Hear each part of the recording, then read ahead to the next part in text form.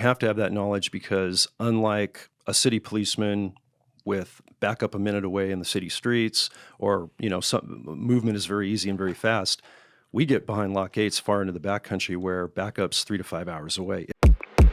It's an honor to be on the show for one, but we got to give a big shout out to our brother Jorge. Absolutely. He and I have done some fantastic work together, and Sognick, who kind of brought all the production behind the scenes. And you heard a couple stories in his episode of the madness we ran into in Siskiyou County, and I've probably got a few more we'll talk about today potentially. But thanks to our brother, he's doing good stuff out there as well. Absolutely. He's really impressive. I mean, that dude. There's some people who like to put their fingernails in the dirt, and that makes them really great at their job. And there's no doubt he's got that gene. Like, it actually kind of reminded me, like, once I knew your story, his story's very similar. Like, when he went to make the first documentary that you were involved with, where he, like, bumps into this scene of, like, giant cartel plantations run by Chinese in California. He's like, what Crazy. the And you working at, it used to be called the California Game and... We used to be the California Department of Fish and Game, and then we changed to the California Department of Fish and Wildlife. Got it. And we're still game wardens, though. I promote that because game implies hunting, and hunting is good for conservation, as you know, being a conservationist. You're part of that thin green line, Julian, and we're all part of that team, which is fantastic. And I was there almost 30 years, about just over 28. Mind-blowing career. Yeah. It was a dream. It felt like it was about a 10-year career.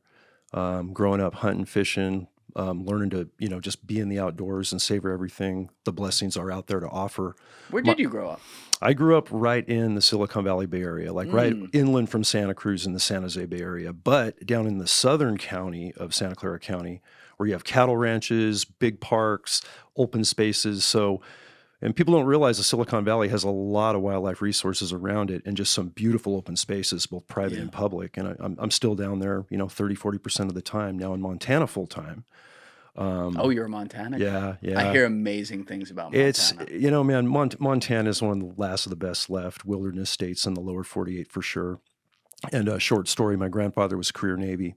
Deployed in Pearl Harbor. His cruiser got sunk. He survived amazingly and had a 20-year naval career. But right before he went into the Navy and was deployed before that fateful day, in Pearl Harbor, he took some high school buddies up to Libby, Montana, found it out of nowhere.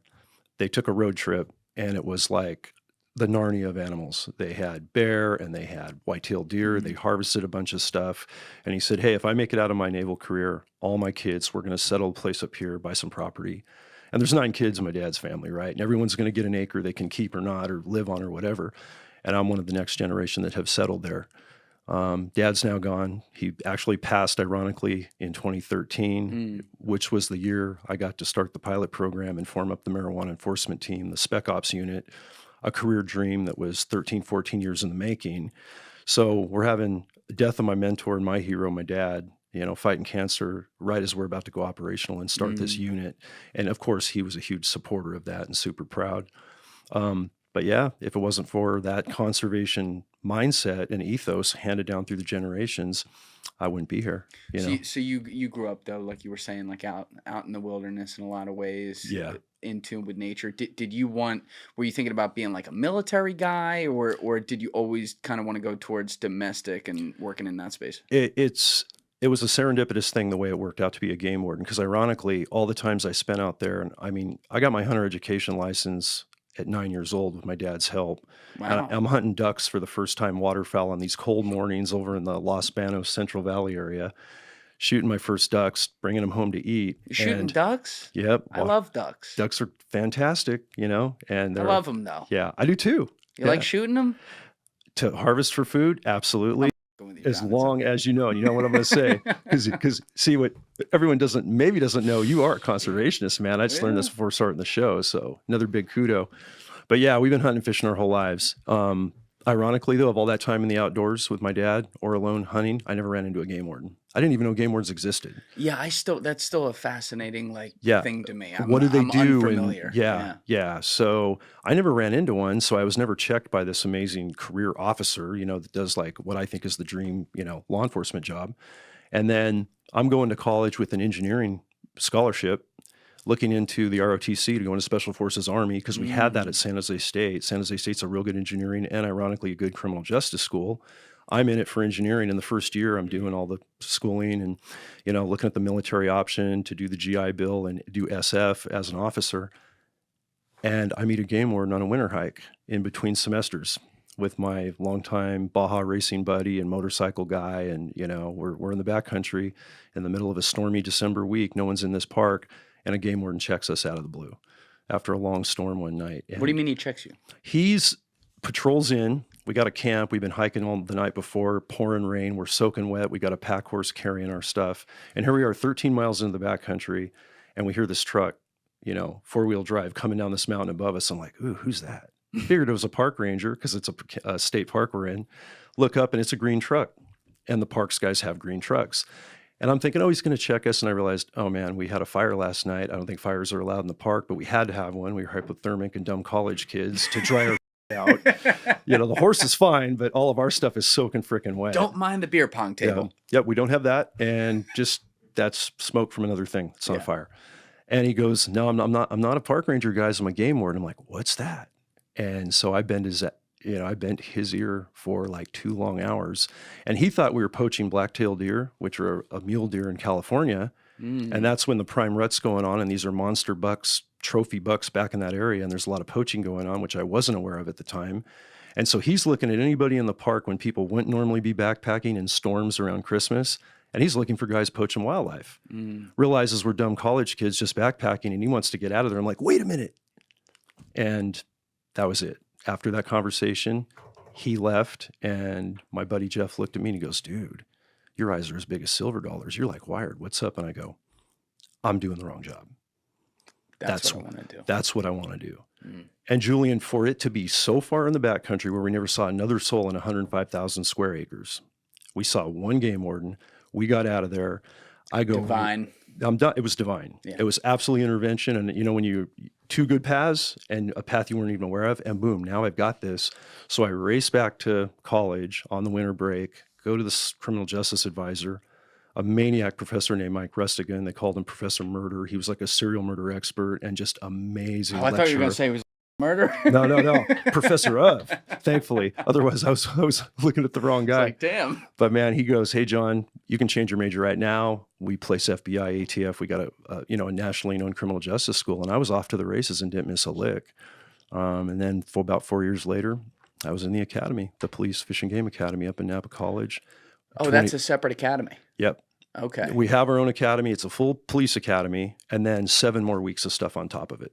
That's just wildlife specific, wildlife ID, doing forensics, if you're looking at poaching cases versus like people cases, tactics on how to hide, how to stalk, how to, get into the backcountry and not get burned by bad guys doing bad things as far as wildlife crimes go.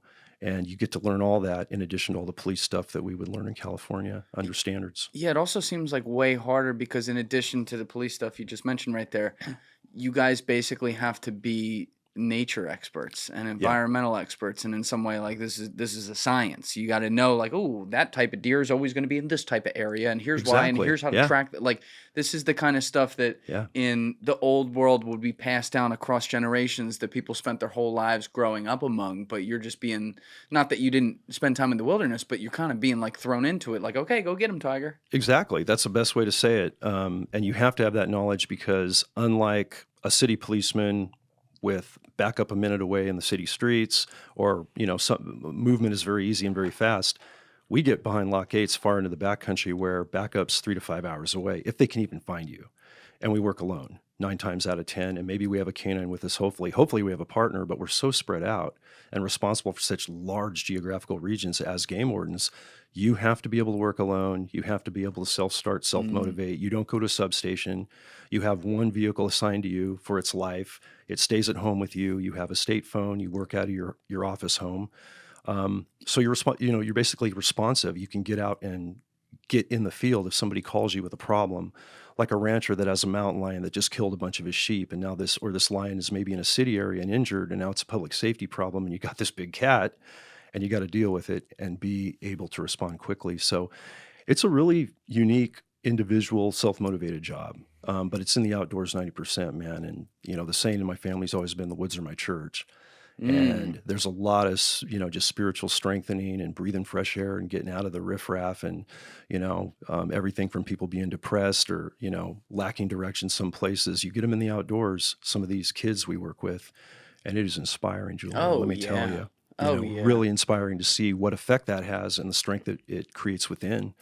And that's where I found my niche. It's where I belonged. I just had a guy in here, Orla and Lovo, with the entire crew that was doing the Rhino Man documentary. His partner, he's a real ranger. Okay. His partner is, I think that was episode 232, but his partner was the guy who was the Anton Nzimba, who was murdered by the poaching rings over there, like hunted down at his house in front of his family. He tried to kill his family too. I mean, it is crazy how bad it is, and how, because it's all this, it's all money, it's all funded from East Asia in that case. But you're running into, I believe, if I remember correctly, maybe Jorge told me this, I don't think you and I talked about this, but you're running into, like, the ivory trade and stuff comes back to California illegally, right? Yeah. What happens there? Yeah, so you said it best. It's all money, and that's why guys are killing each other for it over in Africa, right? Wildlife trafficking for money is second or sometimes tied, depending on what year you're looking at, with the narcotics trade worldwide. We're talking, I didn't know that. Oh, no, yeah. Wildlife parts, ivory, gallbladders from black bear, sturgeon roe, the actual eggs from a sturgeon body that are a delicacy in overseas markets. So we'll get poachers, poaching sturgeon, these big, massive prehistoric fish, in our rivers in California. We'll get black bears being killed just to take their gallbladder because it's worth up to $40,000 or more on the black market when it's dried, crunched into a powder, and it's an aphrodisiac for Asian clients overseas. So these guys will fight to the death for this stuff. And it's so similar to the fight we've had in California, not only for dealing with this international wildlife that comes in illegally for sales, and our department deals with that. We have a wildlife trafficking team that's specifically mandated to work with U.S. Fish and Wildlife Service on the federal and state level combined, intercepting this stuff at airports, dealing with covert deals of this getting sold once it makes it over to the U.S.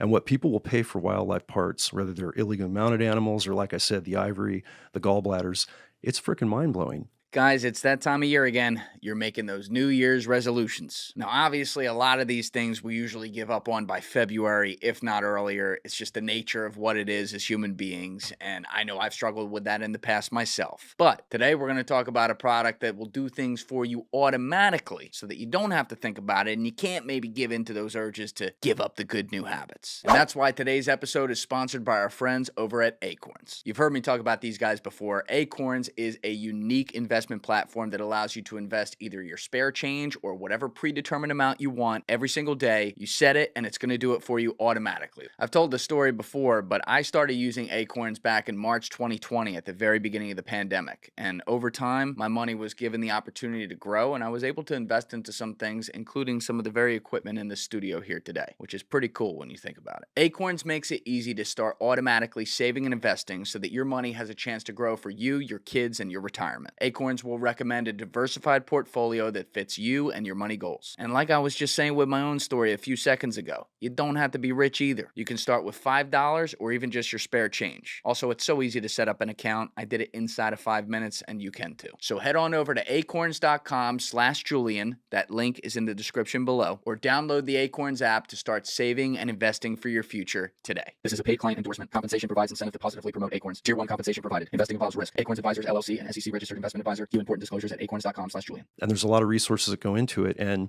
some very, very wealthy, affluent people with resources dive into this stuff. It's crazy. And it does exactly what you're saying. It's not hunting and fishing that wipes out wildlife species. That's all managed to benefit wildlife species. Yes. It's the greedy, I got to have that, that aphrodisiac, right? To have rhino horn or whatever. And now you're losing an ivory animal that, may never come back. So yeah, they're basically like our dinosaurs that are still here. Yeah. It's like, and that's why when I see some of these pictures of people who go to game sites in Africa and legally shoot some of these sometimes, I'm like, what? Anything else? Like, go shoot a caribou. Go do something. Yeah. But like, don't shoot a elephant, man. Yeah. It's something about that offends my it's a mixed bag, because people ask me, because I've been to Africa twice now, and I've hunted in South Africa twice. I have a very good outfitter friend, going to go back, going to do more work in Kruger National Park with their rangers where there's no hunting. You just see them. Yep. Elephants are thriving, rhinos, lions. And I say it this way, if it's managed properly, and right now in Africa, a guy that wants to go hunt a lion, right, that's at the end of his life and he's going to pay big money to do it, he's going to do good for the lion population because that money's going to go back into balancing the lion population, making sure they're protected. Not my cup of tea. I don't want to go shoot a lion. I kind of have a fondness for the big cat. What you're saying. Or like an elephant. I would not shoot an elephant myself. But if some guy's going to do it legally or some gal's going to do it legally and ethically, there is a place for it. It's not going to hurt that animal overall. Is if it's done legally, because that's where that conservation model kicks in. But it's not for everybody. And it's same thing with fishing, right? Catch and release. Some guys just want to fly fish and they want to catch that beautiful trout and let it go. And that's fantastic, and other people want to eat the fish that have really good protein. They're really tasty. They're overpopulated in certain lakes and they have a certain number that are allowed or not allowed based on science studies and biology studies we do to say, yeah, you can take 3 cutthroat trout, from this river, or you can take 3 rainbow from the Kootenai River in Montana, where I'm from, or one of the high lakes you can take cutthroat, but don't take more than 3 or you'll be in trouble because they can only sustain so much take in their breeding cycle and, the next generations to keep those fish in there. So it's a delicate balance. And I look at it this way, if it's not for me, I'm not going to take that animal, but if someone's going to do it legally, I'm going to accept it because I know it's going to help that animal, but I may not like it. It's a fine line, especially with the African animals. Yeah. But it's also like hard because, again, you're responsible for patrolling basically like thousands and thousands of miles of wilderness, crazy, and people are out there. You're not going to be on top of them, and it's like an honor system. Like, I'm just making up an animal right now, but I caught 3 of this type of bass today. Right, that's the max of what I'm allowed to do. No one will ever know if I do 4. Yeah, but then or there's 5 hiding in that bush. You got to try to then you got to come out there sniffing like he caught 4, and you got to arrest him or something. Yeah. But it's like a very weird. It's not like. You walk into a bank and rob it. Okay, all right, let's get the cops in here. It's in the middle of the city. It's not black and white over crime, punishment, good, bad, good guys, bad guys, or whatever the stereotype is. It is. It's a different type of law enforcement, which makes it interesting for one, and it also makes it, I think, sometimes under-respected, because people say, okay, you guys are game wardens, you're fish cops, so a guy took too many fish, a couple. What crime against humanity is that, where you got a drug deal going on down here with this guy's going to die from it, or there's in progress. And what people need to realize is at the end of the day, we are all law enforcement officers. Public safety is our priority. Wildlife enforcement is our mandate. It's our forte. So we're all force multipliers, and game wardens now throughout the nation, fortunately, and the world really are getting the respect and I think the awareness, largely because of podcasts like this. Yeah. When watching the video, guys, if you haven't already subscribed, please smash that subscribe button and check out this clip's full podcast episode by clicking here or in the description below.